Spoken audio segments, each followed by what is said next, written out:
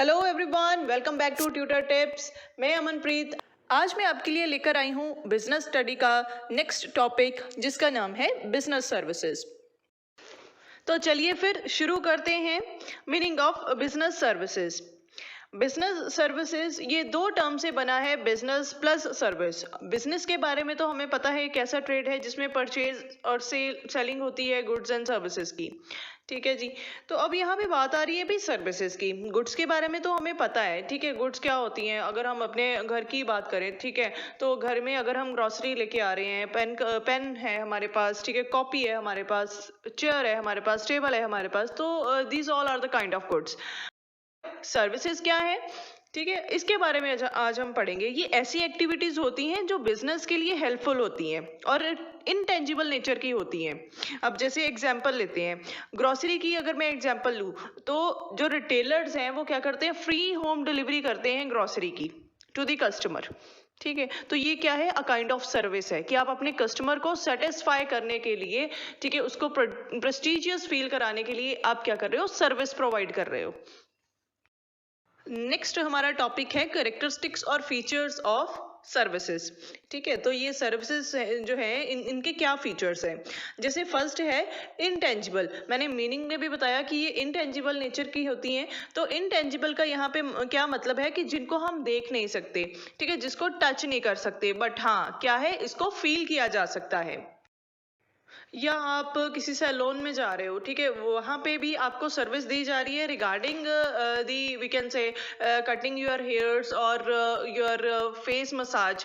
ठीक है, वो क्या है, कुछ प्रोडक्ट्स यूज करके आपके फेस पे के ऊपर अप्लाई कर रहे हैं, या फिर आप हेयर कट के लिए जा रहे हो, हेयर कटिंग करवा रहे हो। ठीक है, तो क्या है, what kind of things they are using just to feel, कि आपको अच्छा फील करवाया जाए।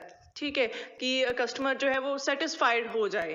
ठीक है, तो इस तरह की जो एक्टिविटीज बिजनेस में करी जाती हैं जस्ट फॉर द कस्टमर, तो वो क्या है, इनटेंजिबल नेचर की होती हैं, कि कस्टमर की फीलिंग के लिए ज्यादा उसमें फोकस किया जाता है। सेकेंड पॉइंट है हमारा हेट्रोजीनियस। अब इसका क्या मतलब है कि जो सर्विसेज हैं वो डिफरेंट होती हैं according to the expectation of the customer, कि कस्टमर जैसे एक्सपेक्ट करता है उसी तरीके की सर्विसेज उनको दी जाती हैं। कस्टमर जैसे डिमांड करता है उस तरीके की सर्विस उनको दी जाती है। ठीक है जी। अब फॉर एग्जांपल सैलून में कस्टमर आ रहे हैं, नंबर ऑफ कस्टमर आ रहे हैं, बट इसका मतलब ये नहीं है कि सभी को सेम तरीके की जो है सर्विस चाहिए। ठीक है, किसी ने हेयर कट करवाना है, किसी ने फेशियल करवाना है, किसी ने हेड मसाज करवानी है। ठीक है, तो दीज आर व्हाट, कि जो कस्टमर की एक्सपेक्टेशन है वो डिफरेंट होती हैं, तो सर्विसेज भी उसके अकॉर्डिंगली ही होती हैं। Next third point is inventory. अब इन्वेंट्री का क्या मतलब होता है, स्टॉक। ठीक है, तो अगर हम बिजनेस में इस वर्ड को यूज करते हैं तो मतलब क्या है कि जो इन्वेंट्री है, स्टॉक है, वो उसको हम जमा करके रखते हैं फॉर द फ्यूचर। ठीक है, कि मतलब आगे एक्टिविटीज को परफॉर्म करने के लिए regarding the production of goods. ठीक है, तो बट यहाँ पे इसका मतलब क्या है कि हम सर्विसेज को यहाँ पे स्टोर करके नहीं रख सकते, लाइक मटेरियल और गुड्स। ठीक है जी। तो ये क्या है कि ये प्रेजेंट में ही कस्टमर को क्या है, प्रोवाइड करी जाती हैं। ठीक है, पेरिशेबल नेचर की होती हैं, कि जिस टाइम पे वो सर्विस हमने देनी है उसी टाइम पे देनी, उसके बाद उसका टाइम आउट हो जाता है, खत्म हो जाता है, हम उसको फ्यूचर के लिए सेव नहीं करके रख पाते। फॉर एग्जाम्पल सिनेमा हॉल की टिकट्स है, बस टिकट्स हैं। ठीक है, अगर उस पर्सन ने, एक कोई पर्सन है, उसने सिनेमा हॉल में पिक्चर देखने के लिए टिकट ली, तो इट डजंट मीन कि वो टिकट जो होगी वो उसने फ्यूचर के लिए यूज करनी है। नहीं, वो क्या है, सेम डे उसी टाइम के लिए जब उसने ली है तो वो क्या करेगा, सर्विस जो है रिगार्डिंग दैट उसी टाइम लेगा। ऐसे जैसे हम बात करते हैं ट्रांसपोर्टेशन की भी। ठीक है, तो बस टिकट है, अगर उसने बस टिकट ली है एक पर्सन ने, तो देन क्या है, उसी टाइम पे वो क्या करेगा, उसका यूज करेगा for going somewhere. Fourth point है हमारा इनसेपरेबिलिटी। इसका क्या मतलब है कि जो सर्विस प्रोवाइडर है हम उसको सेपरेट नहीं कर सकते फ्रॉम द सर्विस। ठीक है जी, जो उसने सर्विस देनी है, मतलब जो सर्विस प्रोवाइडर है, जिस पर्टिकुलर सर्विस के लिए वो पर्सन है, तो मतलब वही सर्विस प्रोवाइड करेगा अपने कस्टमर को एट द सेम टाइम और सेम प्लेस। अब जैसे अगर मैं बात करती हूँ टीचर की, डॉक्टर की, ठीक है, तो ये क्या है कि सर्विस प्रोवाइड करते हैं, अगर टीचर की बात करती हूँ तो देन एजुकेशन सेक्टर जो है वो क्या है, सर्विस सेक्टर है, तो उसमें टीचर जो होगा क्या होगा, सर्विस प्रोवाइडर। तो वो क्या करेगा, अगर वो क्लास ले रहा है तो इट मीन्स सेम टाइम पे सेम प्लेस पे वो क्या कर रहा है, अपनी सर्विस दे रहा है बच्चों को। अगर डॉक्टर की बात करते हैं तो सेम वही कि अगर उसके पास पेशेंट आया है तो वो ये नहीं बोलेगा कि भाई मैं इसका इलाज नहीं करूंगा। ठीक है, तो क्या है कि जो सर्विस प्रोवाइडर है मतलब वो डॉक्टर है, तो डॉक्टर ही उस पेशेंट का इलाज करेगा। नेक्स्ट हमारा फिफ्थ पॉइंट है इन्वॉल्वमेंट ऑफ कस्टमर। अब जो सर्विस सेक्टर है ना वो विदाउट कस्टमर नहीं चल सकता, क्योंकि सर्विस सेक्टर या जो बिजनेस सर्विसेज हैं वो किसको प्रोवाइड करनी है, भाई कस्टमर को तो प्रोवाइड करनी है। तो अगर एंड यूजर वो कस्टमर ही नहीं होगा तो देन जो सर्विस सेक्टर है या सर्विसेज हैं वो तो जीरो हो जाएंगी। ठीक है, अब जैसे एग्जांपल लेते हैं, कम्युनिकेशन सेक्टर है या टेलीकॉम सेक्टर है। ठीक है, वो सर्विसेज प्रोवाइड करता है किसको, अपने कस्टमर को। ठीक है, तो अगर कस्टमर ही आगे से कॉल रिसीव नहीं करेगा तो देन क्या होगा, कस्टमर नहीं होंगे, कस्टमर कॉल नहीं रिसीव करेंगे तो क्या होगा, वो सेक्टर तो फिर ऑब्वियसली वो जीरो ही हो जाएगा, लॉस में जाएगा। ठीक है, तो इसलिए हम ये कह सकते हैं कि कस्टमर्स जो हैं वो क्या है, रूट है हर एक बिजनेस के लिए। Without customer involvement business survive नहीं कर सकता।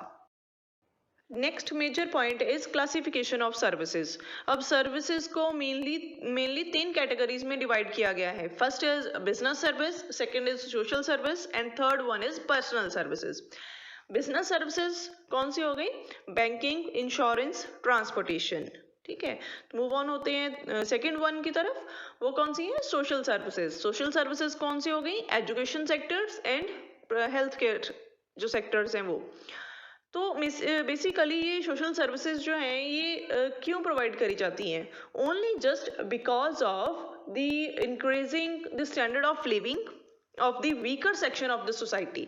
ठीक है, सोसाइटी के लिए ये उनके वेलफेयर के लिए ये जो सर्विसेज हैं ये दी जाती हैं। ठीक है, जो बिजनेसमैन है, जो हम ये कह सकते हैं ट्रेडर हैं, इंडस्ट्रियलिस्ट हैं, ठीक है, वो क्या करते हैं, उनके कुछ सोशल रिस्पॉन्सिबिलिटीज होती हैं। ठीक है, कुछ सोशल गोल्स होते हैं टुवर्ड द सोसाइटी कि हमने अपनी सोसाइटी को क्या करना है, अपग्रेड करना है। तो उसके लिए वो क्या करते हैं गवर्नमेंट के साथ या फिर कोई एनजीओज के साथ वो पार्टनरशिप करके, ठीक है, उनके साथ वो क्या करते हैं, इनिशिएटिव लेते हैं कुछ जैसे कॉलेजेस या स्कूल्स ओपन करने का, सो दैट कि वीकर सेक्शन के जो लोग हैं, ठीक है, बच्चे हैं, उनको पढ़ाया जा सके। अगर हेल्थ केयर की मैं बात करूँ तो हॉस्पिटल्स बनाने, ठीक है, हॉस्पिटल में सर्विसेज प्रोवाइड करनी, ठीक, एट चीपर रेट। ठीक है, तो ये इस तरह की सोशल सर्विस। तो थर्ड वन क्या है, पर्सनल सर्विस। ये ऐसी सर्विसेज हैं जो ना कस्टमर की डिमांड के अकॉर्डिंगली कस्टमर को प्रोवाइड करी जाती हैं। जैसे इसकी सबसे बेस्ट एग्जांपल है रेस्टोरेंट। हम रेस्टोरेंट में जाते हैं, ठीक है, तो नंबर ऑफ कस्टमर वहाँ पे होते हैं, तो according to their need, according to their we can say demand, उसके अकॉर्डिंगली वो अपना फूड जो भी है वो ऑर्डर करते हैं। ठीक है, तो वो पर्सनल सर्विस में आ जाता है। अब जैसे सैलून्स है, ठीक है, टूरिज्म है, तो इसमें भी क्या है, कस्टमर के अकॉर्डिंगली जो कस्टमर चाहता है उसके हिसाब से उनको क्या है, सर्विस दी जाती है। So this is all about the business services. Thank you everyone for watching this video and listening me with the patience. अगर आपको ये मेरी वीडियो अच्छी लगी तो प्लीज इसे लाइक जरूर करना, शेयर करना एंड नई नई वीडियोस देखने के लिए चैनल को सब्सक्राइब करना। Thank you everyone.